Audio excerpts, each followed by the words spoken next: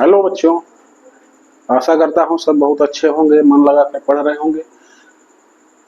जैसा कि हम लोगों ने क्रमागत संख्याओं के बारे में आपको बता दिया था, उसी पर संबंधित एक प्रश्न है। क्रमागत संख्याओं से संबंधित एक रिजल्ट होता है, उस पर आधारित एक सवाल है जो आपके टेक्स्ट बुक में भी है और परीक्षाओं के लिए भी बहुत महत्वपूर्ण है। तो चलिए हम बहुत जल्दी से इसको आप लोग को बिना कलम चलाए कैसे उत्तर दें इस पर बात करते हैं। 3 क्रमागत संख्याओं में से पहली संख्या और तीसरी संख्या का योगफल 60 हो तो तीनों संख्याएं क्या होंगी ये पता करना हो तो आपको क्या करना चाहिए। तो ये रिजल्ट आपको याद होना चाहिए। क्या रिजल्ट है, ध्यान दीजिए, जो यहाँ अंडरलाइन किया हुआ है ब्लॉक में है। बीच वाली संख्या मतलब 3 संख्याओं यदि हैं तो उनमें से बीच वाली संख्या जो है वह पहली संख्या और तीसरी संख्या की योगफल का आधा होती है।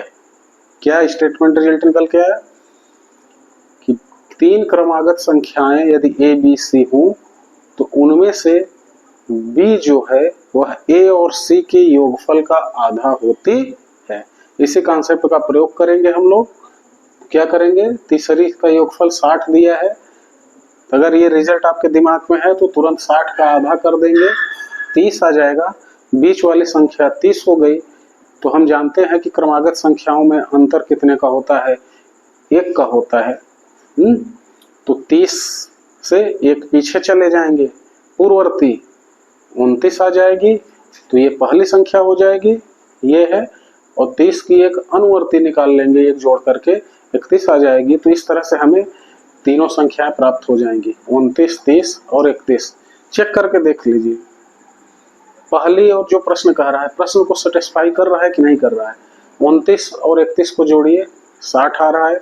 अब इसको सेटिस्फेक्शन करा लीजिए कि योगफल का आधा जो है बीच वाली संख्या आती है कि नहीं आती है। तो यही चेक कर लीजिए, 60 का आधा कर लीजिए, कितना आएगा, 60 का आधा 30 होगा।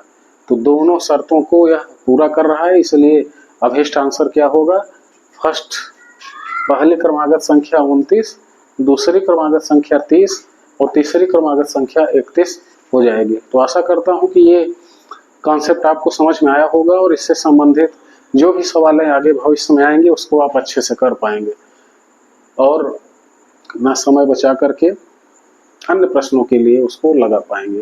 Thank you, bye bye, good night.